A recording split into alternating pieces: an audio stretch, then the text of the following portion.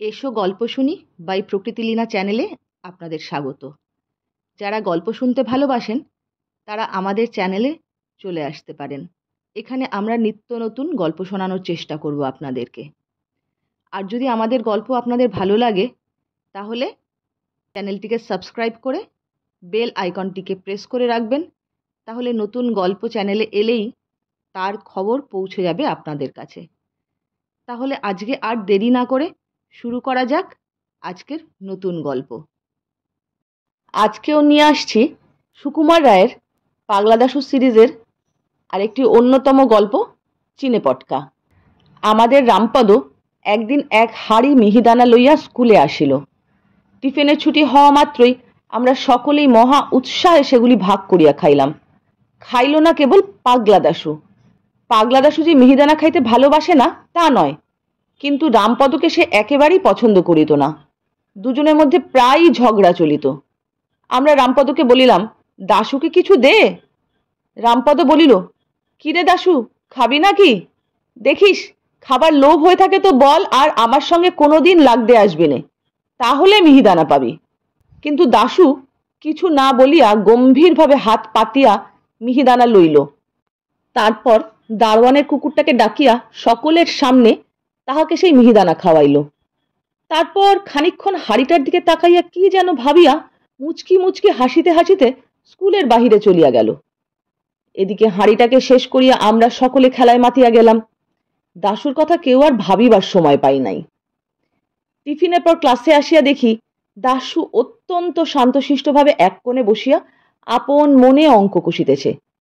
তখনই আমাদের কেমন সন্দেহ হইয়াছিল। আমি জিজ্ঞাসা করিলাম, কি রে দাশু, কিছু করেছিস নাকি? দাশু নিতান্ত ভালো মানুষের মতো বলিল, হ্যাঁ, দুটো জিসিএম করে ফেলেছি। আমরা বলিলাম, দুধ, সে কথা কে বলেছে? কিছু দুষ্টবির মতলব করিসনি তো? এ কথায় দাশু ভয়ানক চটিয়া গেল। তখন পণ্ডিত মহাশয় ক্লাসে আসিতেছিলেন। দাশু তাহার কাছে নালিশ করে আর কি। আমরা অনেক কষ্টে তাহাকে ঠান্ডা করিয়া বসাইয়া রাখিলাম। এই পণ্ডিত মহাশয় মানুষটি মন্দ নহেন। পড়ার জন্য কোনোদিনই তাড়াহুড়ো করেন না। কেবল মাঝে মাঝে একটু বেশি গোল করিলে হঠাৎ সাংঘাতিক রকম চটিয়া যান।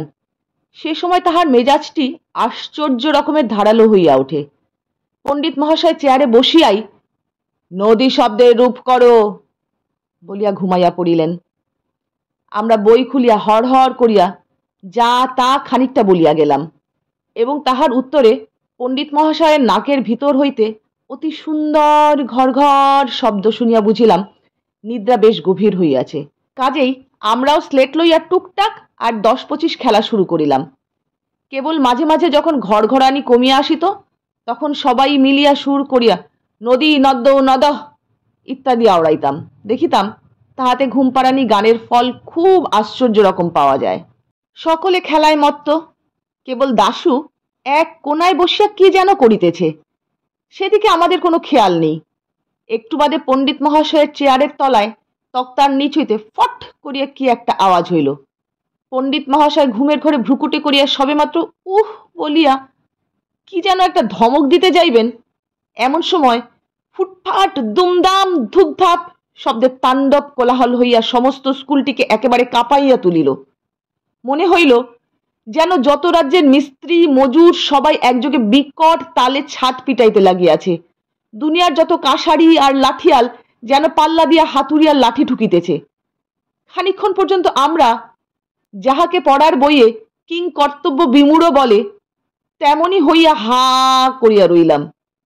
পণ্ডিত মহাশয় একবার মাত্র বিকট শব্দ করিয়া তারপর হঠাৎ হাত পা ছুড়িয়া এক লাফে টেবিল ডিঙাইয়া একেবারে ক্লাসের মাঝখানে ধরফর করিয়া পড়িয়া গেলেন। সরকারি কলেজে নবীন পাল বরাবর হাই জাম্পে ফার্স্ট প্রাইজ পায়, তাহাকেও আমরা এরকম সাংঘাতিক লাফাইতে দেখি নাই।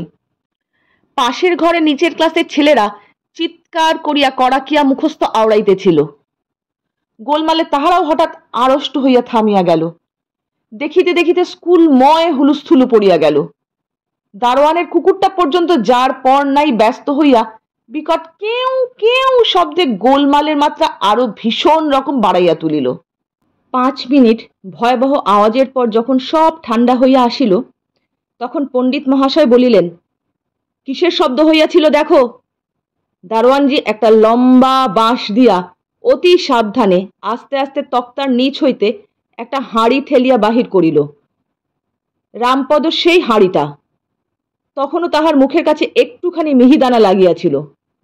পণ্ডিত মহাশয় ভয়ানক ভ্রুকুটি করিয়া বলিলেন, এ হাঁড়ি কার? রামপদ বলিল, আজ্ঞে আমার। আর কোথা যায়, অমনি 2 কানে 2 পাক। হাঁড়িতে কি রেখেছিলি? রামপদ তখন বুঝিতে পারিল যে গোলমালের জন্য সমস্ত দোষ তাহারই ঘাড়ে আসিয়া পড়িতেছে। সে বেচারা তাড়াতাড়ি বুঝাইতে গেল, আজ্ঞে ওর মধ্যে মিহিদানা এনেছিলাম। তারপর মুখের কথা শেষ না হইতেই পণ্ডিত মহাশয় বলিলেন, তারপর মিহিদানাগুলো চিনে পটকা হয়ে ফুটতে লাগলো না? বলিয়াই ঠাস ঠাস করিয়া 2 চড়। অন্যান্য মাস্টাররাও ক্লাসে আসিয়া জড়ো হইয়াছিলেন। তাহারাও এক বাক্যে হা হা করিয়া রুখিয়া আসিলেন। আমরা দেখিলাম বেগতিক। বিনা দোষে রামপদ বেচারা বুঝি মার খায়। এমন সময় দাশু আমার স্লেটখানা লইয়া আসিয়া পণ্ডিত মশাইকে দেখাইয়া বলিল, এই দেখুন, আপনি ঘুমোচ্ছিলেন, তখন ওরা স্লেট নিয়ে খেলা করছিল। এই দেখুন, টুকটাকের ঘর কাটা, স্লেটের উপর আমার নাম লেখা। পণ্ডিত মহাশয় আমার উপরে প্রকাণ্ড চড় তুলিয়াই হঠাৎ কেমন যেন থতমত খাইয়া গেলেন। তাহার দাশুর দিকে কটমটো করে তাকাইয়া বলিল, চোপড়াও, কে বলেছে আমি ঘুমাচ্ছিলাম? দাশু খানিকক্ষণ হা করিয়া বলিল, তবে যে আপনার নাক ডাকছিল। পণ্ডিত মশাই তাড়াতাড়ি কথাটা ঘুরাইয়া বলিলেন, বটে, ওরা সব খেলা করছিল, আর তুমি কি করছিলে? দাশু অম্লান বদনে বলিল, আমি তো পটকায় আগুন দিচ্ছিলাম। শুনিয়াই তো সকলের চক্ষু স্থির। ছোকরা বলে কি? প্রায় 1/2 মিনিট খানেক কাহারও মুখে কোনো কথা নাই। তারপর পণ্ডিত মহাশয় ঘাড় বাঁকাইয়া গম্ভীর গলায় হুঙ্কার দিয়া বলিলেন, কেন পটকায় আগুন দিচ্ছিলে? দাশু ভয় পাইবার ছেলেই নয়।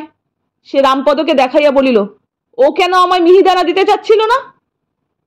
এরূপ অদ্ভুত যুক্তি শুনিয়া রামপদ বলিল, আমার মিহিদানা, আমি যা ইচ্ছে তাই করব। দাশু তৎক্ষণাৎ বলিয়া উঠিল, তাহলে আমার পটকা, আমিও যা ইচ্ছে তাই করব।